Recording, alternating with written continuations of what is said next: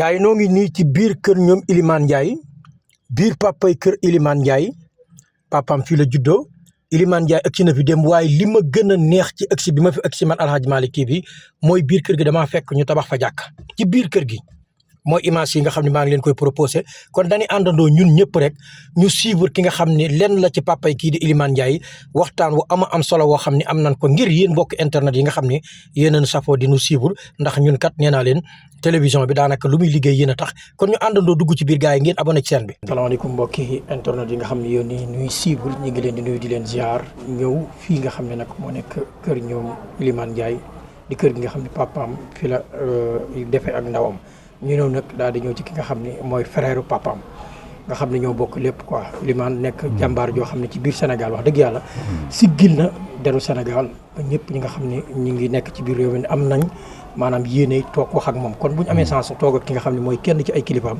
dina nekk loo xam ne mbégte la ci li nga xam ne mooy internet yi. salaamaaleykum sama sëriñ. waaleykum salaam wa rahmatulah. ñu ngi lay nuyu di la ziar bu baax a baax di la ndokkeel. ñu ngi leen di fay ñu ngi leen di fay. di rafetlu seen ñëw bi fii. waaw di ko rafetlu bu baax.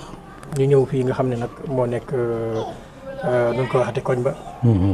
koñ bi Sampaate. non Sampaate. Sampaate waaw jàkkaarloo terrain football bi nga xam ne fii comme day nekk dëkk football. léegi ñu bëgg tuuti rek. maanaam ci li nga xam ne daanaka moo jëm ci wàllu Iliman. kilifaam ba ci moom Iliman bi nga xam ne maanaam moo nekk tey ji star planétaire ci àdduna wala ngalkat. waaw boo liñ ci mën a wax vraiment bari na.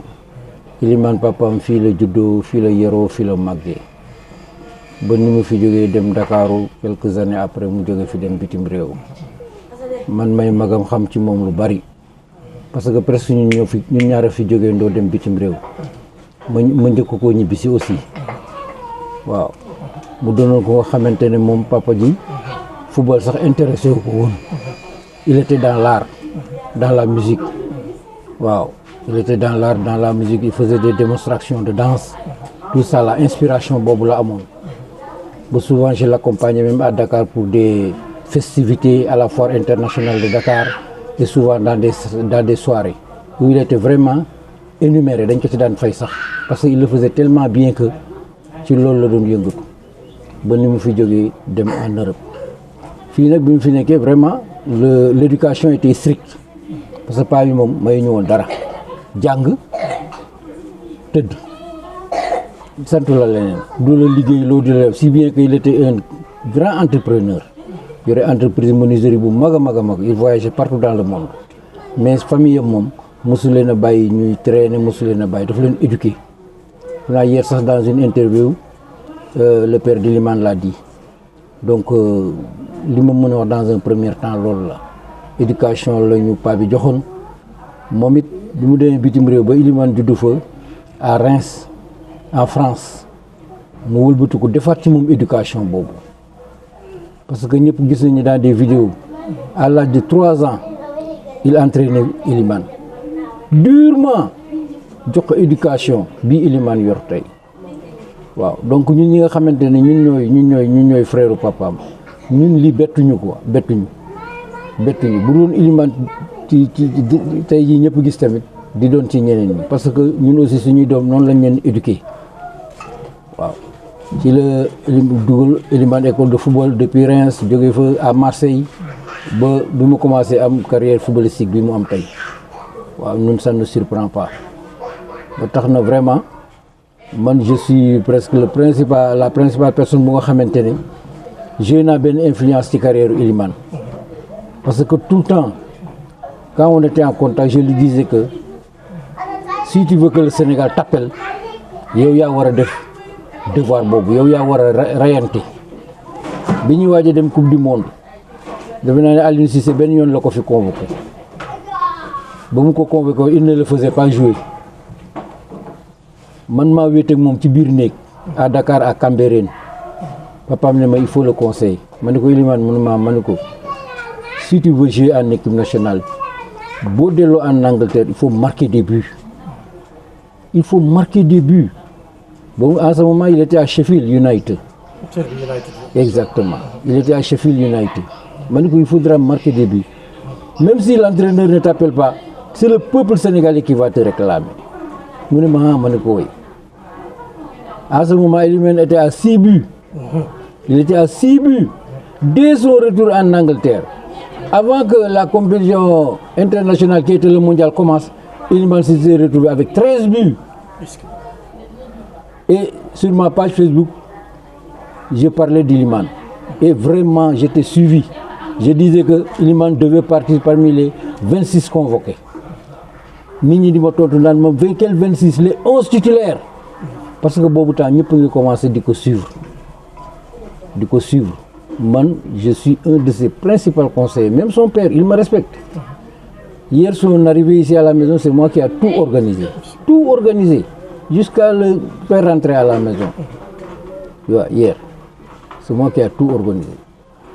Gëdd boobu la ma papaam jox nag cër boobu la ma jox parce que ñun ñaar je ne suis que son aîné que de 2 ans ñaari at rek laa magee papaam donc vraiment moom it muy Iliman muy doon xale bu nga xamante ni bu dégg ndigal la bu yaru waaw man je me rappelle bi ko Aliou Cissé wooye dans un match contre Algérie au stade Abdoulaye Wade Maître Abdoulaye Wade Iliman a joué première mi-temps, je pense, et Aliou Cissé l'a remplacé.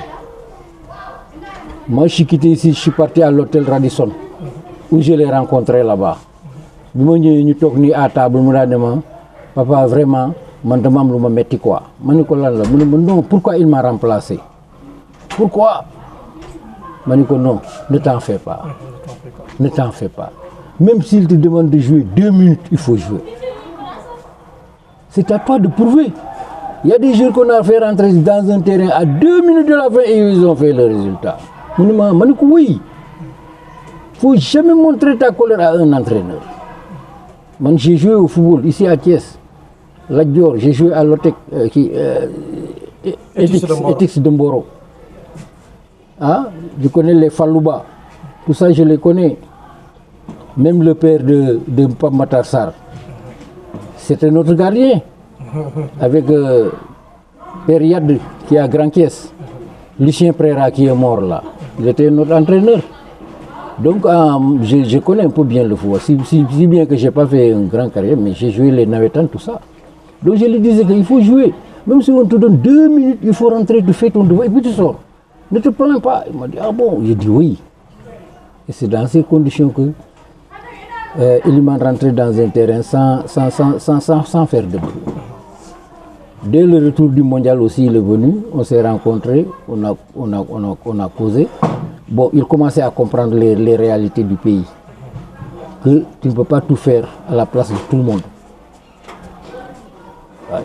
Tu ne peux pas tout faire à la place de tout le monde. Souvent aussi, il faut que tu laisses les autres faire ce qu'ils doivent faire. Mais Iliman, compte tenu de son éducation, c'est ce qui lui permet de progresser. Sans cela, il ne serait pas là où il est. Ça, je vous le dis. Tout le monde qui était là hier, ni fi nekkoon démb ñëpp gis nañu éducation. Malgré le monde fou qui était là, il était serein. Il était serein. Il ne nous a pas empressé que je suis fatigué. Non, il est resté là serein. Jusqu'à ce que la police vienne nous aider à le faire partir à la maison. Donc, Iliman, ce que je peux dire, je lui ai dit que si tu continues dans ces conditions, tu vas avoir une carrière qui va envier dina bari trop. Mais lépp ginnaaw yàlla ak yonent bi ak suñu waajur yi papaam la. C'est un individu qui est rigoureux. Mayul Iliman dara nag.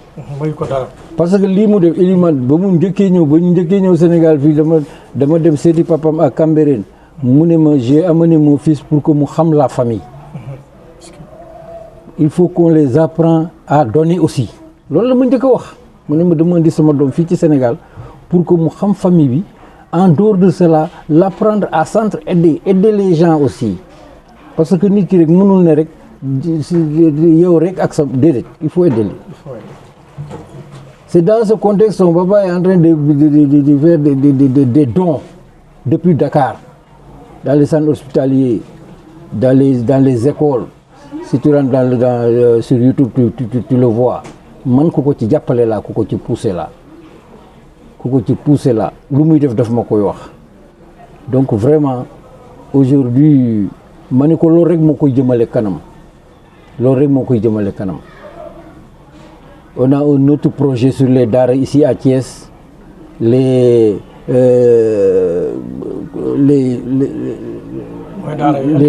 daara, les internats, même au niveau de l'hôpital Dalal Khel, la prison. Moi, j'ai fait les visites de là-bas. J'ai demandé à tous ces gens-là ce dont ils avaient besoin. Donc, nous avons ce projet-là. Elimane n'est pas venu seulement pour dire bonjour, partir. Elimane est venu pour vraiment montrer aux gens que son père, fille le judo, fille le yoro, balamay am benen patrie, d'abord c'est à Thiès. D'abord c'est à Thiès. Loolu la wone fii démb en quelque sorte. D'accord ginnaaw bi nga gisee Elimane mu am conseil bu baax a baax comme yow comme papa di évoluer ci équipe nationale du Sénégal wax nga ko léegi mu nemoon ci jamono Aliou Cissé supporters yi bare nag ñi ngi doon wax Aliou Cissé nag neexul ba neexul quoi mais moo bëggoon a yàq booy bi quoi bu fekkoon te ni continuer leen comme ça maanaam booy bi mën na bañ a gaaw a dikk nii quoi Pape Thiaw moo ñëw gën a xam talent bi ginnaaw bu ko Sénégalais yi poussé coupe du monde lan ngay xaar ci Sénégal ak li nga xam ne daanaka mu nekk sa doom Elimane Ndiaye. waaw pour la coupe du monde qui arrive moi j'en ai hier malgré le temps bu nga xamante ne bariwul jot naa ko ci wax ma ni ko il faut te ménager un peu boo demee il faut te mettre dans ta tête que y a la coupe du monde qui arrive y a la coupe du monde qui arrive c'est que maa ngi lay ñaanal nga def un bon fin de championnat mais dans ta tête que la coupe du monde là tu dois en faire partie. Il faut essayer de faire de très bons matchs. Très bons matchs. Être social dans le jeu, faire des passes, mais aussi marquer des buts. Parce que souvent on demande ce qui a marqué. Moi, je lui ai dit toujours il faut marquer des buts. Des passes décisives c'est bon, d'accord. Mais moi je lui demande souvent de marquer aussi des buts. Même en équipe nationale je lui disais ça. Je lui disais il faut marquer des buts. Parce que si tu es un attaquant, d'accord, il y a des passes décisives, mais il faut marquer des buts. Donc c'est ça, je lui ai parlé hier, il m'a dit vraiment je vais penser beaucoup à ça. Je vais penser beaucoup à ça. D'accord. Mu nekk Angleterre Everton. moo kii di Sagan ngay def liggéey bu am solo. ndax yaa ngi xaar wala ngay def ci bopp bi maanaam mu gën di góorgóorlu ngir mën a dem ci équipe yu mag yi lu mel ni Real Madrid, Barça, Paris Saint-Germain. Oui, parce que même quand Elimane était à Sheffield United, et puis il avait décidé que mu ne dafay jóge Sheffield mu dem Marseille, je vous dis la vérité, nous ses parents, la majorité n'était pas d'accord. Y compris moi, n'était pas d'accord. Parce que moi je connais les exigences de Marseille. Marseille dañu bëgg jour bu nga xam ne il faut réussir tous les dimanches. Il faut être au top tous les jours. Quand Elimane était à Sheffield et il avait décidé de quitter Sheffield pour rejoindre Marseille, moi, en premier, j'ai joint Saint-Pierre, je lui ai dit que moi, si c'était moi seul, Elimane ne devrait pas partir à Marseille. Parce que moi, je connais les réalités de Marseille. Marseille, souvent, il y a des grands joueurs qui étaient là-bas d'une manière vraiment, ils ont rafetoul. Man su ma sañoon day continuer Sheffield comme Sheffield yéeg na première division au moins mu def foofu une année wala mu jóge Sheffield mu dem beneen équipe Angleterre. Moi c'est ce que j'avais dit bi mu fi jógee aussi ma dem à Dakar j'ai vu peut-être les enfants de ma sœur qui connaissent un peu le football quand j'en ai parlé avec eux ñoom aussi ñoo ne ma même avis lañ am ak man mais en ce moment Elimane disait que Marseille était son club de cœur. Et comme ils l'ont sollicité, il va aller jouer à Marseille. Et on ne pouvait pas faire contre sa volonté. Finalement, on l'a dit, bon d'accord, bonne chance. Bonne chance, il est parti. Entre-temps, il est revenu de Marseille. Après le match contre Algérie, on s'est vu à l'hôtel. Les 2 jours après, il devait jouer avec le Paris Saint-Germain. Moi, je l'ai fait comprendre. Votre passage à Marseille, là, ça ne va pas encore trop. Mais si tu veux que tu vas te relever un peu, le mettre en confiance, le match que vous jouez dimanche prochain contre le Paris Saint-Germain, il faudra essayer de faire un très grand match. Essayer au moins de marquer un but. Ça, je lui ai dit ça à l'hôtel là-bas. Il m'a dit, j'ai dit oui. Oui, il faudra essayer de faire ça. Parce que vraiment, le séjour de Marseille, là, d'accord.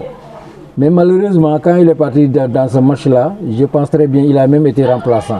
Et il n'avait pas fait le match qu'on attendait de lui. C'est là que je savais que Iliman ne devait plus rester à Marseille et qu'il devait partir. Du moment où vacances, on en a discuté et vraiment la conclusion était que Nadelo Angleterre. Wow, avec le Angleterre. Et vraiment, avec son père aussi, on a décidé qu'il quitte en Angleterre. Il y avait beaucoup de sollicitations. Mais c'était Everton qui tenait à Iliman vraiment. C'était Everton qui tenait bien à Iliman. Lui vraiment, il tenait à Iliman. Et aujourd'hui, c'est ce que Iliman est en train de leur montrer que vraiment, ils n'ont pas tort de croire en lui. Ils n'ont pas tort de croire en lui. Donc vraiment, moi, le championnat qu'il est en train de faire en Angleterre, au niveau d'Everton, ça ne me surprend pas.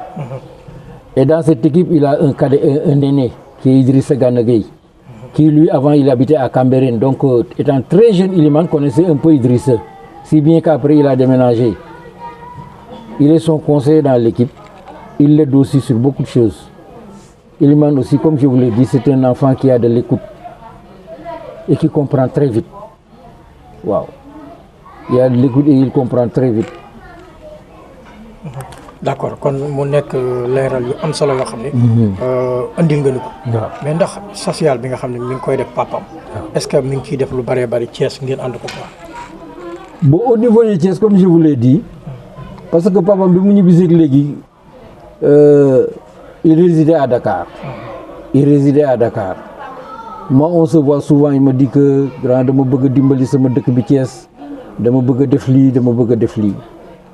Pour vous dire la vérité, dès moi-même, avant de venir ici, le matin, il m'appelle pour me dire que moi, je veux visiter l'école tropicale Kangemi, où nous avons fréquenté.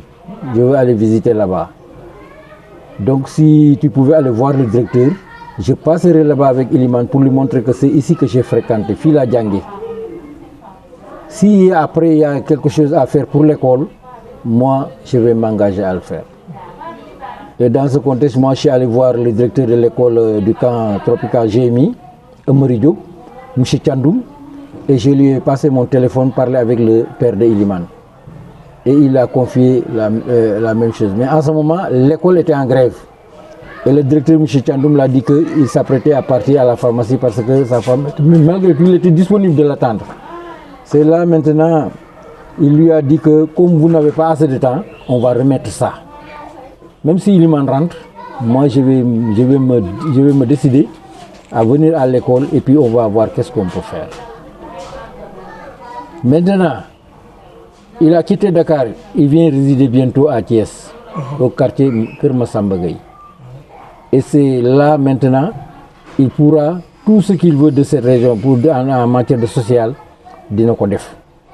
Parce que depuis là, mais il a commencé à Dakar. Man bi ma woy fi dafa dima nañ xool foofu daara yi nañ def lii bu ci kanamee je vais les aider. Boobu léegi ça tarde à venir. Man sax y en a qui s'approche de moi fu ngeen ci toog man leen nag pour le moment il est à Dakar mais ce qui est sûr nañ ñaan yàlla gudd fan ak wér rek bañ a def daal moo bon mais def moom leer na ma ne dina am. waaw leer na ma ne dina am parce que man dox naa ci ba pare ci tous les papiers les dossiers jox naa ko tout donc le jour qu'on va commencer moom je ne veux pas mais dina am léegi nag il a payé un terrain à quartier Kermassamba Gueye où il est en train de construire sa maison. Il est en train même de déménager. On va commencer ce qu'on a à faire. Donc sur ce côté social, parce que il faut que Iliman xamne aduna bi dimbalante mo fi nek. Mëno am li nga am rek nga teud ci tok. Té li mu am ginaaw Yalla ak yonent bi mom mënu ko utiliser mom rek. Donc sur ce côté là vraiment nous sommes sereins. Ci loolu lañ koy pousse parce que ñun loolu lañ bëgg ñun loolu sa papa loolu ci loolu lañu yar. Notre père nous a éduqués en ça. Il était un homme de partage. Je me rappelle quand j'étais tout petit, tabaski nit ñi dañ daan ñëw fi mu di leen jëndal ay xari tabaski. Yóbbu na ay nit Makka. Il a payé des maisons, offrir à des gens. Donc ci lañu yar. Donc si mon jeune frère Abdoulaye Ndiaye ne faisait pas ça, ñun dinañu jaaxal quoi. Donc pour ça vraiment moi je suis confiant. D'accord. Kaddu gu mujj gi xam naa yu bëree bëri leeral nga ko. Kaddu gu mujj gi. Voilà, di leen remercier parce que wax ci Iliman aussi ñun duñ ci sonn duñ ci tay parce que xam nañ éducation xam nañ diine musulman bi nga xamante ne ci la nekk aussi ni mu ko respecté, un jeune qui est pieux, ça il faut dire la vérité. Même booy waxtaan ak moom ba heure julli jot sax il s'en va faire la prière. Un jeune qui a de l'écoute, un gosse bu nga xamante ne vraiment ñun dute nañu à aucun moment que il peut prétendre à un avenir très proche au Ballon d'Or africain. Ça nous vous le disons. Il en veut. Moom lépp lu mu def il veut réussir. Même s'il joue un match bu nga xamante ne papam nee na bu joué match bu nga xamante ne il a perdu le match sax la nuit il s'enferme. Boo ko waxee mu ne pourtant on pouvait gagner ce match. Donc quelqu'un comme ça là bu réussir ëllëg wala mu nekk sur la bonne voie ñun ça ne peut pas nous étonner. Parce que ki bëggul réussir mooy ki ngay topp ci nopp bi rek di ko conseiller tous les matins mais Elimane tu lui dis une chose aujourd'hui il faut s'attendre que le lendemain tu vas voir dina ko def. Man aussi vraiment mu doon ku nga xamante ne lu temps xat-xat dem bi mu fi ñëwee lu temps xat-xat on s'est réfugié dans une chambre man ak moom ak yàlla ma waxtaan ak moom conseiller ak moom mu ne ma tout ce que tu me dis je vais le faire même bu fekkente ne tu essaies de me joindre jotoo ma awal ci sum papa loolu aussi vraiment ma di ko ci remercier bu baax tey jii quand je sors parce que moi avec son père il y a une ressemblance vraiment exactement souvent même on me dit qu'on t'a vu avec je dis non c'est son père mais je non mais il y a une ressemblance très ressemblance donc vraiment je vous remercie ci passage bi ngeen passage on est toujours à votre disposition fuy ci Elimane mën toll rek Inch'Allah bu ngeen ñu poser des questions on est vraiment content de vous répondre quoi di leen gërëm di leen sant mbokk internet yi doon suivre ci Aladji Malick TV kon mi ngi noonu ñëw nañ fii ci kër Elimane Ndiaye ñëw fekk bi papam mu waxtaan ak ñun ci ponk yu bëree bëri kon dañ leen jox jëmmi jamono ak yeneen vidéo ci télévision bi jërë ngeen jëf